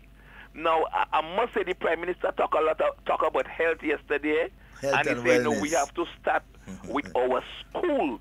Yeah. Why does he say we have to start with our schools? I also want to say that our cooks in the schools must be properly trained and given the tools to do their job. And what they must do, they must adhere to the menus. Going forward, we must set out menus for the schools to make sure that children eat properly. Because we can see the downside of it later on our health system. So I believe if we start with our schools, eventually we will have a much healthier nation. And I've said as I wrap up, my brother, is either people choose to get on board or they get thrown overboard. And as I leave here, I want to say, let's keep moving. We have a country to build. Thank you, gentlemen. All right, my friend. Thank you. I like that one. Partners, you talk about Copen Saturday night. No, I find you talk about Copen Saturday night. You enjoy yourself so much. You leave out Copen Saturday night, yeah. But it goes back to one of the earliest points that we were making today, that you have to be part of the process of moving the country forward. If you're part of moving the country backward, then it's another place for you. Listen, no, what's going to happen? The country go roll over you. The country go end up rolling over you. Yeah. Because, I mean, it's no secret. The direction, as the caller rightly said, the direction that the country is going right now is dictated solely by the electorate, by the Grenadian people, a majority of them. This is where we want to go. This is who we want to manage, right? This project as we move forward, and that's it. You ever did some research into Asian cultures, especially like China or Japan or so, where the individual takes personal responsibility for the country, so that whatever they do, it's not just about them, but it's about the country. So the schools in some parts of Japan are cleaned by the students. They don't have janitors to come and clean the school. It's part of your social responsibility as a Japanese to ensure that your public facilities are clean and kept neat and tidy. By you, Yeah, not somebody everything else. from the toilet down. You have a personal responsibility to ensure that that remains clean. You have a personal responsibility to ensure that your living space remains clean. Yeah? And not only when we have things coming here like chikungunya or dengue fever or something like that, that everybody started, oh, where's government? Where they fogging? Where they fogging? And all of a sudden, we realize the importance of moving all the garbage that are around some of us property, or even going so far as to help the neighbor remove theirs that is by them. Yeah? But it's only when something happens that some of us realize that.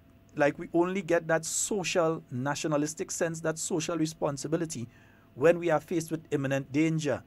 And I'm saying we need not be faced with imminent danger if we do it from now. Exactly. It's like, are you going to prepare for the hurricane season when a hurricane is online to Grenada just a day away? No. You start to put your hurricane plan for 2018 together now.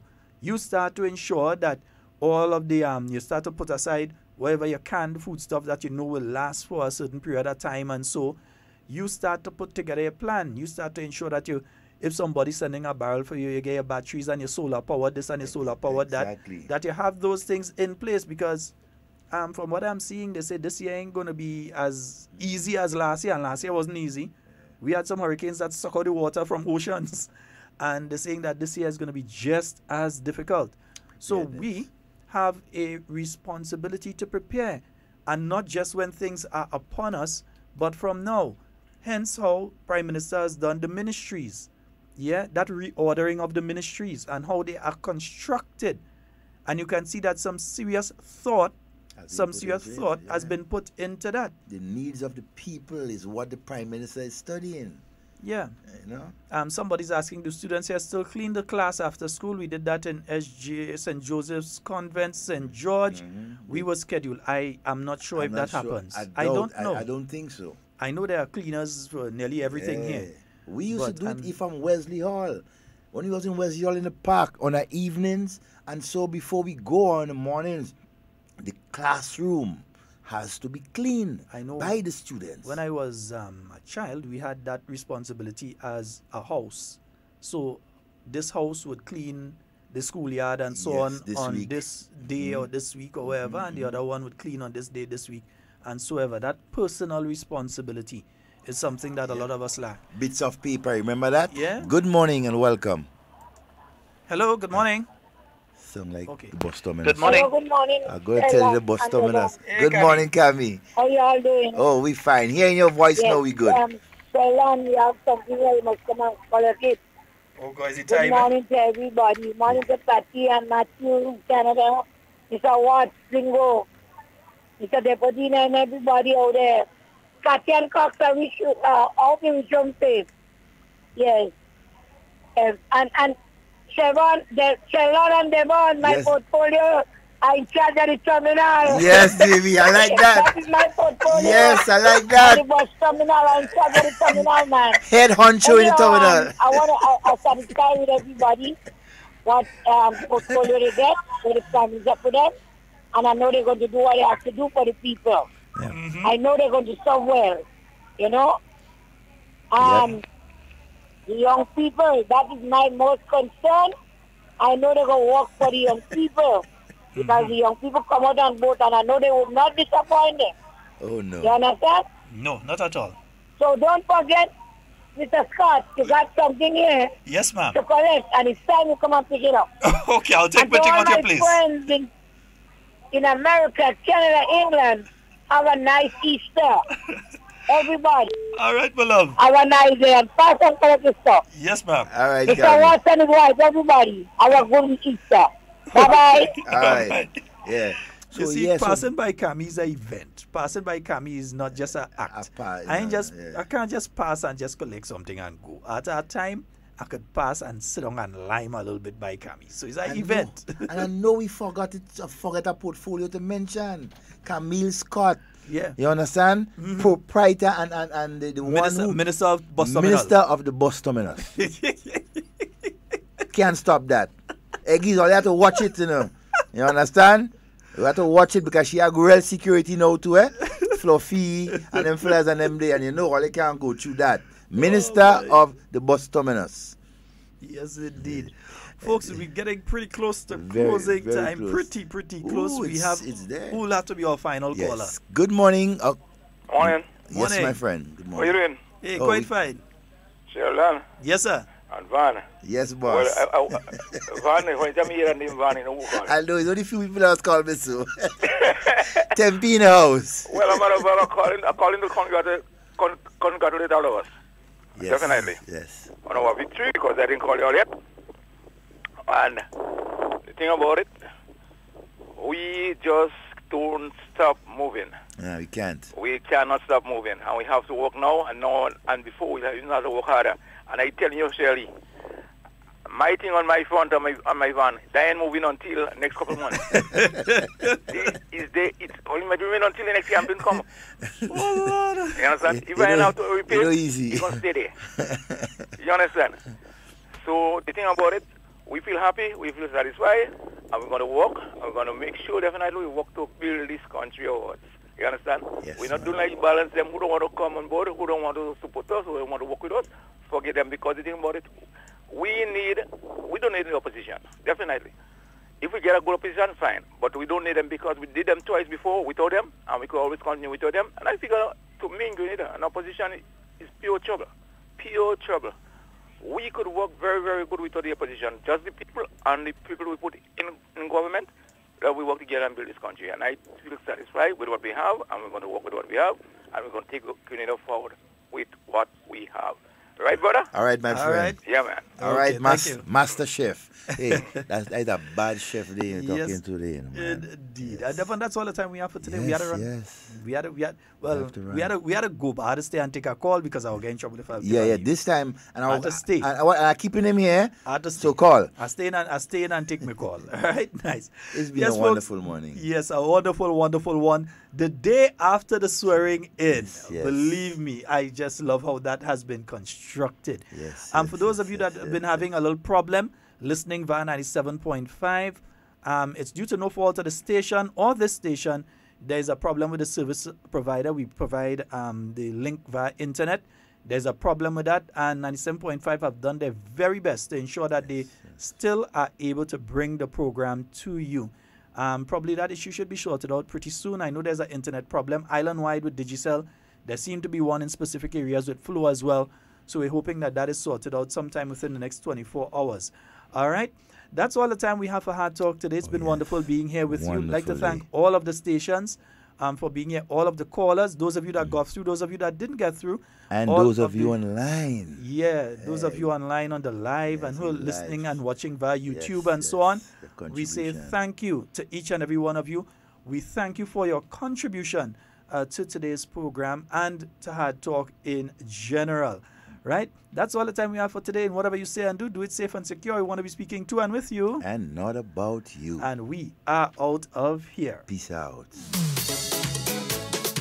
Wake up, Caribbean. It's market time every Saturday morning on your radio station from 6 a.m. to 10 a.m. on We Vibe 94.9 Brooklyn, CRFM 89.5 Grenada, Liberty FM 92.3 in St. Lucia, and Sister Isle FM 92.9 in Carriacou. Now, that's a Caribbean marketplace hosted by the Spice Ram. Tune in for the music, the people, the vibe, and the fun.